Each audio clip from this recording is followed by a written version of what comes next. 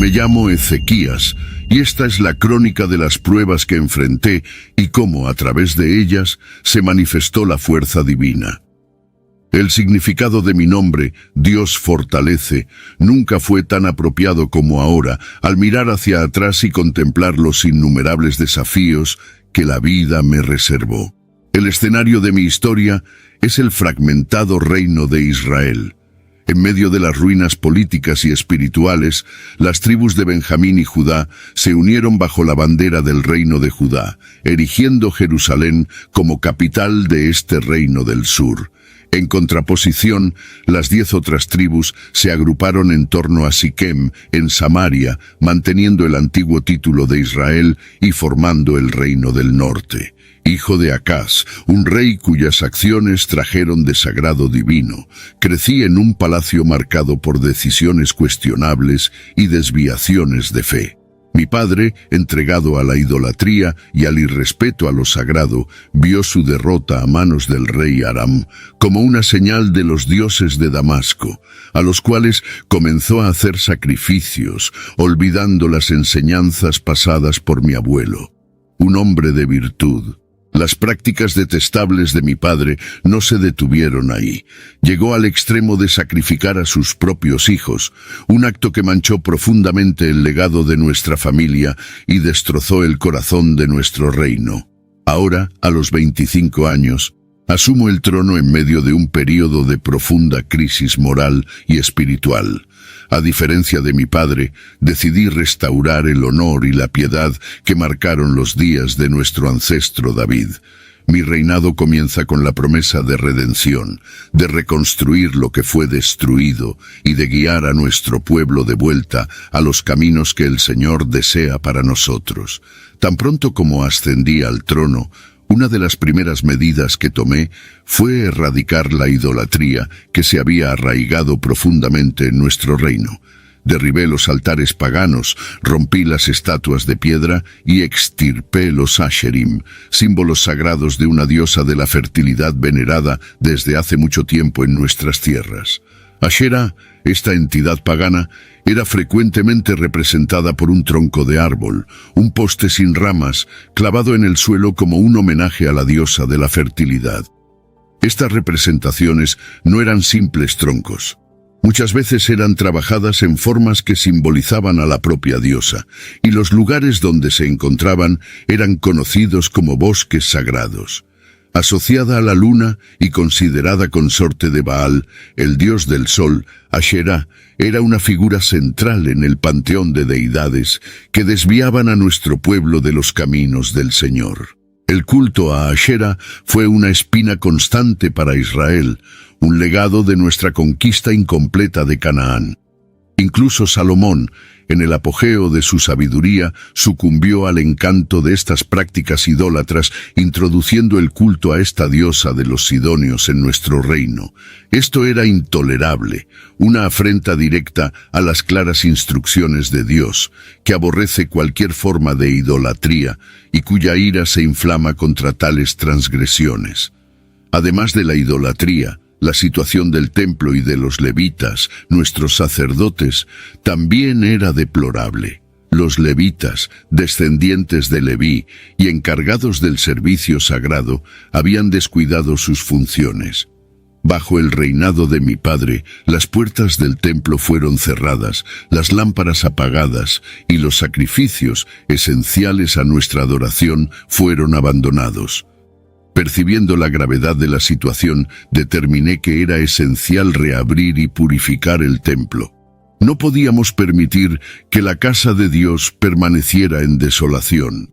Era crucial restaurar el orden y la pureza del lugar donde nos encontramos con el divino, asegurando que el templo volviera a ser un lugar de oración y adoración, conforme al designio del Señor para su pueblo. En mi viaje de renovación espiritual y restauración de la verdadera adoración, me encontré con un símbolo de devoción que se había desvirtuado. La serpiente de bronce, creada por Moisés como un instrumento divino de curación, había sido transformada en objeto de idolatría. Hasta ese momento, el pueblo de Israel quemaba incienso ante ella, llamándola Neustán, una mera escultura de bronce.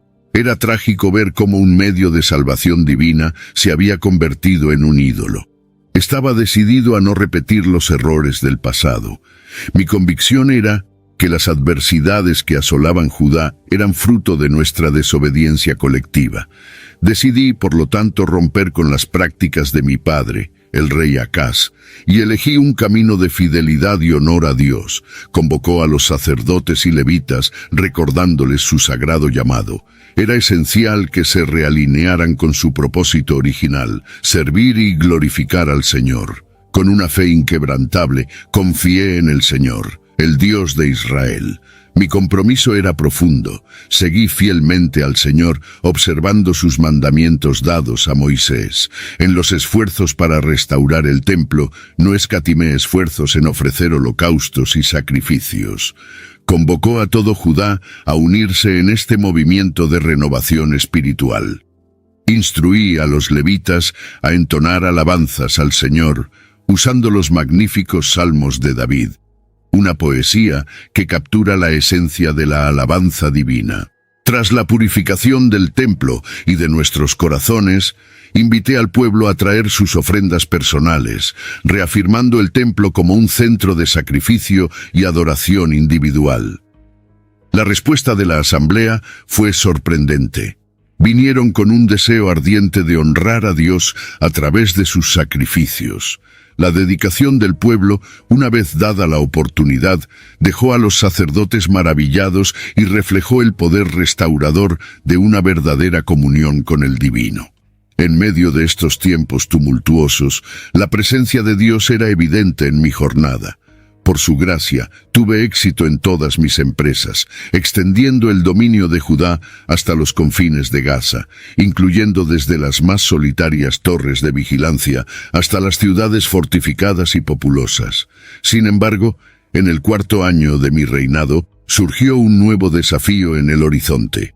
Salmanasar, rey de Asiria, lanzó un cerco implacable contra Samaria. Tras 3 años de resistencia, las 10 tribus del reino del norte sucumbieron, una caída que prenunciaba el peligro inminente para las 2 tribus de Judá. Los eventos en el norte sirvieron como una sombría advertencia. Pude ver de cerca las trágicas consecuencias de la infidelidad al Dios de Abraham y el abandono de sus mandamientos a cambio de la adoración a dioses extranjeros.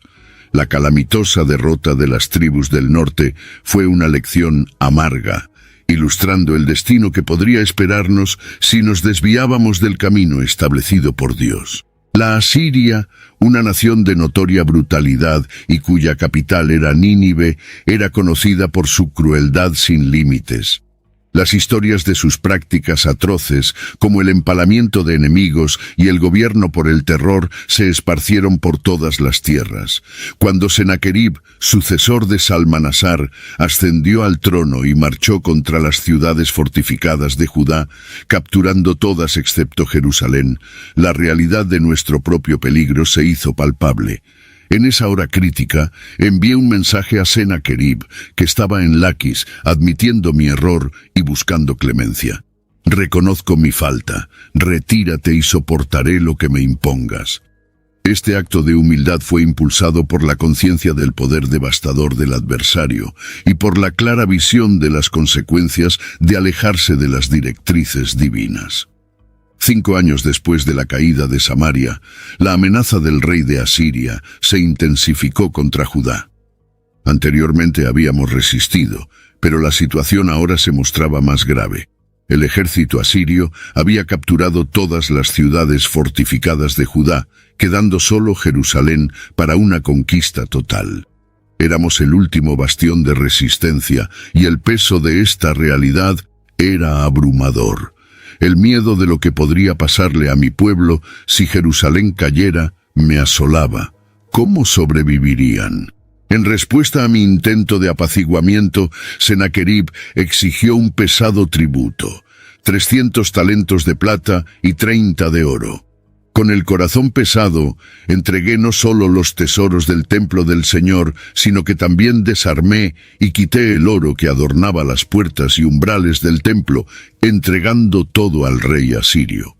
La esperanza era que tal gesto de sumisión garantizaría la seguridad de Judá, pero en vez de eso, solo empobreció aún más el reino y el templo, sin disuadir la ambición de Sennacherib.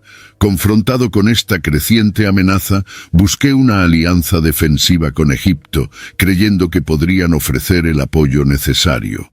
Sin embargo, el profeta Isaías desaconsejaba vehementemente tal dependencia. Él advirtió que confiar en Egipto sería motivo de gran consternación y vergüenza. Isaías profetizaba que la confianza depositada en los egipcios se mostraría inútil, y que los habitantes de Judá lamentarían haber buscado refugio en aquellos que no podrían salvarlos de la opresión asiria. Y entonces, a pesar de mis esfuerzos por fortalecer y proteger Jerusalén a través de medios humanos, Sennacherib inició el asedio a la ciudad. Jerusalén estaba acorralada, como un pájaro en una jaula, con todas las salidas bloqueadas y el abastecimiento cortado. Era una situación desesperada, y el asedio nos mostraba claramente el mensaje del Señor. Nuestra verdadera salvación y seguridad solo podrían venir de nuestra plena confianza en Él, no en alianzas terrenales. Ante la inminencia del asedio, era crucial que todos dentro de Jerusalén estuvieran preparados. La supervivencia dependía de abastecerse adecuadamente con alimentos y agua. Obtuvimos comida a través de métodos tradicionales de conservación, secando, salando y almacenando lo que pudiéramos. Un pozo dentro de los muros de la ciudad garantizaba nuestro suministro de agua, una necesidad vital visto que el hambre era un arma brutalmente eficaz usada por los sitiadores para forzar una rendición. Cuando las defensas de un castillo eran sólidas, los atacantes a menudo optaban por un asedio prolongado, esperando que el hambre desgastara a los defensores. No era raro que los sitiados, ante la escasez de suministros, recurrieran a medidas extremas como consumir caballos, perros y gatos. En última instancia, el hambre podría forzar a los defensores a abandonar sus fortificaciones, entregándolas a los invasores. El asedio también traía desafíos logísticos significativos para los atacantes. Mantener un ejército lo suficientemente grande como para cercar un gran castillo y proporcionarle comida y armamento era una tarea onerosa. Frecuentemente, los agricultores locales eran coaccionados a vender sus productos al ejército a precios bajos. En medio de esta lucha estratégica, Sennacherib envió a sus más altos oficiales, el Tartán, el Rabsaris y el Rabsaqué, este último un comandante de campo de alta jerarquía del ejército asirio, de Laquis a Jerusalén con un gran contingente militar. Ellos subieron nuestra montaña y se posicionaron estratégicamente junto al acueducto del depósito superior, un punto crucial, pues controlar el acceso al agua significaba dominar la vena vital de la ciudad durante el asedio. El Rabsaqué, representando el poder asirio de Sennacherib, demostró un control formidable al estacionarse cerca de nuestro suministro esencial de agua. En respuesta, 3 de mis principales oficiales fueron a su encuentro. Eliakim, el supervisor del palacio, Sebna, el escriba, y Joá, hijo de Asaf, el secretario. Ellos enfrentaron la amenaza asiria con valentía, representando la última línea de defensa diplomática de Jerusalén en un momento de crisis desesperada. La situación en Jerusalén se tornó cada vez más tensa. Los esfuerzos para apaciguar a Sennacherib con tributos habían fracasado y ahora él estaba decidido a destruirnos. Ante esta amenaza inminente, tomé medidas urgentes para preparar la ciudad para el asedio. Ordené que el flujo de agua de los manantiales externos fuera desviado por un túnel hacia el interior de la ciudad, garantizando así nuestro suministro vital de agua. También reforcé las defensas, reparando y elevando los muros y torres rotos, preparándonos para la resistencia. En este contexto de creciente presión, el Rabsaqué lanzó un desafío directo a mi liderazgo y a la confianza del pueblo.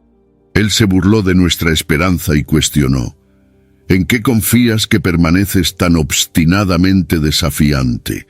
Tus palabras son vacías. ¿Quién te da fuerza para resistir al gran rey de Asiria? Depositas tu confianza en Egipto, un apoyo tan frágil como un junco que al menor peso se rompe y hiere a quien en él se apoya.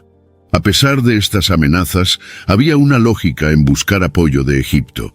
Parecía la única nación capaz de ofrecer alguna resistencia contra el avasallador poder asirio. Sin embargo, cuando Egipto intentó intervenir, su ejército fue rápidamente derrotado en el Tequé, un evento del cual el propio Rabsaqué estaba al tanto y utilizó para minar aún más nuestra confianza. El Rabsaqué también intentó sembrar dudas sobre mi liderazgo religioso, señalando las reformas que había implementado en Judá. Insinuó que al remover los altares y lugares de adoración dispersos por el reino, había alienado a parte de nuestro propio pueblo y cuestionó la validez de nuestra devoción exclusiva al altar de Jerusalén. ¿No es Él, el Señor, cuyos altares Ezequías ha quitado, ordenando que adoréis solo en Jerusalén? Este enfrentamiento con el Rabsaqué no era solo una batalla por Jerusalén, sino también una prueba de nuestra fe y convicción. Desafió las bases de nuestra confianza en Dios, intentando hacernos dudar de la sabiduría de las reformas que había buscado por fidelidad a las instrucciones divinas. Fue un momento crucial, donde la fe y la política se entrelazaron inextricablemente en el destino de nuestro pueblo. La situación en Jerusalén se volvía cada vez más desesperada. El Rabsaqué, confiado en la superioridad militar asiria, manipulaba nuestra fe para sembrar dudas y desánimo. Alegaba que las reformas religiosas que había implementado habían ofendido al propio Dios de Israel, argumentando que la centralización del culto en un único lugar, en lugar de ser una medida de fidelidad, era motivo de ira divina. Mira todos los lugares donde la gente adoraba, y ahora solo queda uno. Más siempre es mejor, decía él, sugiriendo que Dios estaba descontento con mi liderazgo. El Rabsaqué era un maestro en guerra psicológica. Sabía que podría atacar Jerusalén directamente, pero prefería que nos rindiéramos por miedo o desesperación sin necesidad de un combate prolongado. Con esta estrategia propuso un acuerdo burlón. Ofrecía 2000 caballos, ironizando que incluso así no seríamos capaces de enfrentar al menor de sus siervos, subrayando nuestra supuesta dependencia inútil de Egipto para obtener carros y jinetes. La audacia del Rabsaqué alcanzó su ápice cuando afirmó estar actuando por mandato divino. ¿No vine a este lugar para destruirlo sin la aprobación del Señor? Dios me dijo que te destruyera. Esta afirmación era un intento de justificar sus acciones agresivas como la voluntad de Dios, colocándonos en una posición donde la resistencia parecería no solo fútil, sino también contraria a los designios divinos. Este discurso fue pronunciado abiertamente, de modo que no solo los líderes, sino todo el pueblo de Jerusalén, que estaba sobre las murallas, lo oyera. El mensaje del Rabsaqué era claro. Nuestra derrota era inevitable y cualquier resistencia sería inútil. Este momento era extremadamente desafiante para mi gobierno y para la moral de nuestro pueblo, que escuchaba, temeroso y abatido, las palabras del enemigo diseñadas para desmantelar nuestra última esperanza de resistencia. Mientras la tensión aumentaba en Jerusalén, la desesperación comenzaba a extenderse entre mi pueblo, exacerbada por la táctica cruel del Rabsaqué de hablar en hebreo para que todos los presentes en la muralla entendieran sus amenazas. Los líderes de Jerusalén, conscientes del peligro que esto representaba, suplicaron al Rabsaqué que se comunicara en arameo, una lengua que nosotros entendíamos, pero que no era comprendida por la mayoría del pueblo. Esperaban así evitar que las palabras del Rabsaqué aumentaran el miedo y el desánimo entre la población. Sin embargo, el Rabsaqué rechazó arrogantemente esta petición, declarando que su mensaje estaba destinado exactamente a aquellos que sufrían en las murallas, destacando cruelmente el sufrimiento extremo que enfrentarían, llegando al punto de mencionar que tendrían que consumir sus propios excrementos y beber su propia orina durante el asedio. Ese era su juego, esparcir el terror para debilitar la resistencia mediante la desmoralización. Luego, con una audacia implacable, el Rabsaqué levantó su voz para que todos en la ciudad escucharan, proclamando el mensaje del rey de Asiria. Intentó minar la liderazgo y la fe del pueblo en mí y en nuestro Dios, diciendo: no dejen que Ezequías los engañe, pues él no podrá librarlos. No confíen en él cuando dice que el Señor nos librará. Esta ciudad será entregada al rey de Asiria. Además, ofreció una promesa seductora si nos rendíamos, la oportunidad de vivir en paz hasta ser llevados a una tierra comparable a la nuestra, rica en recursos y prosperidad. Esta era una tentativa de romper nuestra voluntad de luchar, sugiriendo que la sumisión traería menos sufrimiento que la resistencia. La pregunta retórica final del Rabsaqué: si algún dios de otras naciones había conseguido salvar su tierra de las manos del rey de Asiria, estaba diseñada para sembrar dudas sobre la eficacia de nuestro Dios, intentando convencer al pueblo de que resistir era inútil. El discurso del Rabsaqué no era solo una declaración de guerra, sino un intento calculado de minar la fe y la liderazgo en Jerusalén. Buscaba glorificar las fuerzas asirias mientras sembraba dudas y desesperanza entre el pueblo de Dios. Su retórica estaba saturada de terror psicológico, diseñada para convencer al pueblo de que la rendición no solo era inevitable, sino extrañamente ventajosa, dadas las circunstancias. Mencionó las políticas asirias de reasentamiento forzado, una estrategia brutal para diluir la identidad y quebrar el espíritu de los pueblos conquistados. Al reubicar a los ciudadanos de naciones subyugadas en tierras extrañas, los asirios pretendían prevenir rebeliones y mantener el control sobre vastos territorios. Sin embargo, el Rabsaqué pintó ese destino cruel como si tuviera beneficios, intentando hacer que la idea del exilio sonara menos amenazadora. También desafió abiertamente la eficacia del divino, cuestionando dónde estaban los dioses de otras naciones que habían caído bajo el yugo asirio. ¿Dónde están los dioses de Hamat, Arpad, Sefarbaim, Hena e Iba? ¿Lograron salvar Samaria?, preguntó, usando el pasado de conquistas asirias para sembrar dudas sobre la capacidad del Señor de proteger Jerusalén. Esta táctica era un golpe directo contra nuestra creencia de que seríamos una excepción, salvados de las manos del invasor. Frente a tales provocaciones, ordené al pueblo que se mantuviera en silencio. Sabía que cualquier intento de argumentación no solo sería inútil, sino que podría reforzar la manipulación del enemigo. A veces, la respuesta más poderosa al mal es el silencio, un espacio para que la fe persista intacta y fuerte. La defensa de Jerusalén trascendía las barreras físicas como murallas y torres. El verdadero núcleo de nuestra resistencia yacía en el espíritu indomable de nuestros soldados y en la firmeza de nuestro pueblo.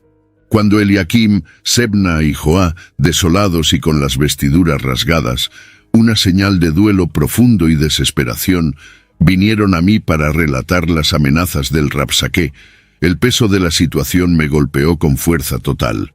Yo también rasgué mis vestiduras en señal de duelo y me cubrí con cilicio, un tejido áspero que simbolizaba nuestra aflicción y humildad ante las adversidades. Luego entré en la casa del Señor, buscando refugio y consuelo en la presencia divina. El acto de rasgar las vestiduras y vestir cilicio es profundamente simbólico, tradicionalmente reservado para momentos de duelo extremo, como la pérdida de un ser querido. Para mí, representaba el duelo por la libertad y seguridad de Jerusalén. ahora amenazadas por la inminente conquista asiria, la realidad de que ciudad tras ciudad caía ante Sennacherib y las largas filas de deportados ya se encaminaban hacia un exilio amargo, reforzaba la gravedad de nuestra situación. En ese momento de desesperación profunda, sabía que solo la intervención divina podría salvar Jerusalén del destino que se avecinaba.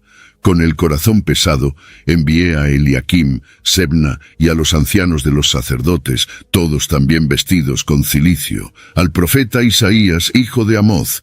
Llevaban nuestro ruego por ayuda y orientación, pues reconocíamos que, por nuestras propias fuerzas, estábamos desamparados. Con el peso de Jerusalén sobre mis hombros, envié un mensaje a Isaías a través de mis mensajeros. Era un momento de extrema angustia y humillación para nuestro pueblo. La analogía que usé para expresar nuestra situación desesperada fue poderosa. Era como si los niños estuvieran listos para nacer, pero no hubiera fuerzas para traerlos al mundo. Ese era el retrato de nuestra impotencia ante el inminente asedio asirio. En el mensaje expresé la esperanza de que el Señor Dios escuchara las blasfemias de Rabsaqué, que insultó y desafió al Dios vivo, y que Él, en su justicia, reprendiera estas ofensas. Pedí que Isaías orara por los remanentes de Judá, aquellos que aún resistían en medio de la tormenta. Lo que buscábamos era una intervención divina, una señal de que incluso las palabras cargadas de veneno y desdén de Rabsaqué no pasarían sin consecuencias. El ultraje del enemigo, por ser tan blasfemo y despectivo, tal vez fuera precisamente lo que nos salvaría, pues provocaría la ira y la acción de Dios. Cuando mis mensajeros llegaron a Isaías, el profeta ya estaba listo con una respuesta que solo podría venir de alguien que hablaba en nombre del Señor. Isaías transmitió un mensaje divino de aliento. No tengas miedo de las palabras que has oído, con las que los siervos del rey de Asiria blasfemaron contra mí. La promesa que siguió era audaz y directa. Dios pondría un espíritu en Rabsaqué que lo haría regresar a su tierra, donde encontraría su fin por la espada. Esta profecía no era solo un mensaje de consuelo, era una prueba de la propia verdad de Isaías como profeta del Señor. La previsión era clara y concreta. O sucedería como Isaías había dicho, o no. Pronto se vería si él era un verdadero profeta o no. Las palabras de Isaías, llenas de promesa divina, trajeron consuelo a mi corazón. Reafirmaron que las amenazas de Rabsaqué, por más aterradoras que fueran, eran solo palabras. A medida que la crisis se intensificaba, la comunicación divina a través del profeta Isaías se volvió aún más crucial. Dios confirmó que había escuchado las blasfemias proferidas por Rabsaqué, tomando las ofensas de manera personal. Esto reforzó la creencia de que no estábamos solos en nuestra lucha. El propio Dios veía las acciones y las palabras de los asirios como una afrenta directa a él. En medio de estos eventos turbulentos, Rabsaqué regresó a su rey, que ahora combatía contra la ciudad de Libna en Judá. Esta maniobra ocurrió justamente cuando una fuerza egipcia, liderada por un monarca etíope, avanzaba desde el sur, un desarrollo que muchos en Judá, y ciertamente los asirios, veían como una amenaza significativa. La presencia de estas tropas era la intervención egipcia que tantos esperaban y que Sennacherib temía. Sin embargo, contrariamente a las esperanzas de muchos, la situación evolucionó de manera que aún reflejaba la profecía de Isaías. Mientras los eventos militares se desarrollaban, los asirios intentaron minar mi resolución y la fe del pueblo de Judá, enviando una carta que repetía sus amenazas anteriores y burlas. En la carta, Sennacherib provocaba, cuestionando la protección divina y comparando nuestro Dios a los dioses impotentes de las naciones que él había conquistado anteriormente. Listaba las naciones y ciudades destruidas, Gozán, Harán, Resef y Telasar, además de los reyes de Hamate, Arpad y Sefarbaim, como ejemplos de su supuesta superioridad invencible. Al recibir la carta amenazadora de Sennacherib, no dudé en buscar el refugio y la orientación del Señor. Subí a la casa del Señor y en un gesto simbólico de sumisión y súplica, extendí la carta delante de Él, como si presentara no solo el documento, sino toda nuestra situación a los pies de Dios. Ante el altar en oración clamé: «Oh Señor, Dios de Israel, entronizado sobre los querubines, tú eres el Dios, el único de todos los reinos de la tierra, el creador de los cielos y la tierra. Oh Señor, inclina tu oído y oye, abre tus ojos y ve. Escucha las palabras blasfemas de Sennacherib, que envió su desafío al Dios vivo». Reconocí la dolorosa verdad de que los asirios habían, de hecho, devastado muchas naciones y arrojado sus dioses al fuego. Sin embargo, esos dioses eran falsos, meras obras de manos humanas, hechos de madera y piedra, incapaces de salvar a quienes confiaban en ellos. Pudieron ser destruidos porque no poseían poder ni vida. En mi oración, supliqué fervorosamente: «Ahora, oh Señor nuestro Dios, te pido que nos salves de su mano, para que todos los reinos de la tierra reconozcan sin duda que tú, solo tú, oh Señor, eres Dios». La respuesta del Señor a mi oración fue transmitida por Isaías, hijo de Amoz, trayendo un mensaje divino de poder y promesa. El Señor habló directamente contra Sennacherib, rey de Asiria, destacando la presunción con la que había desafiado al pueblo escogido de Dios. El mensaje comenzó con una figura de lenguaje fuerte donde la Virgen hija de Sión, una personificación de Jerusalén, despreciaba y se burlaba de Sennacherib. Esta imagen simboliza la resistencia y el desdén de Jerusalén ante las amenazas asirias. El Señor cuestionó a Sennacherib sobre a quién pensaba que estaba insultando y blasfemando. Era contra el Santo de Israel que él levantaba la voz y la altivez. Dios reveló cómo Sennacherib se jactaba de sus conquistas, proclamando haber alcanzado los lugares más remotos y exuberantes, como el Líbano, cortando sus altos cedros y excelentes cipreses, y alegando haber secado los ríos de Egipto con la planta de los pies. Sin embargo, el Señor aclaró que todas esas hazañas fueron permitidas por él, parte de un plan divino de larga data, no méritos del rey asirio. Dios afirmó que Sennacherib era meramente un instrumento en sus manos, utilizado para transformar ciudades fortificadas en ruinas. La arrogancia del rey, que llegó a los oídos de Dios, resultaría en su humillación. Dios prometió poner un anzuelo en su nariz y un freno en sus labios, trayéndolo de vuelta a Asiria por el mismo camino por donde vino. Además, el Señor proveyó una señal para mí, Ezequías, y para el pueblo de Judá. En los próximos 3 años experimentaríamos un renacimiento natural y agrícola como señal de la restauración divina.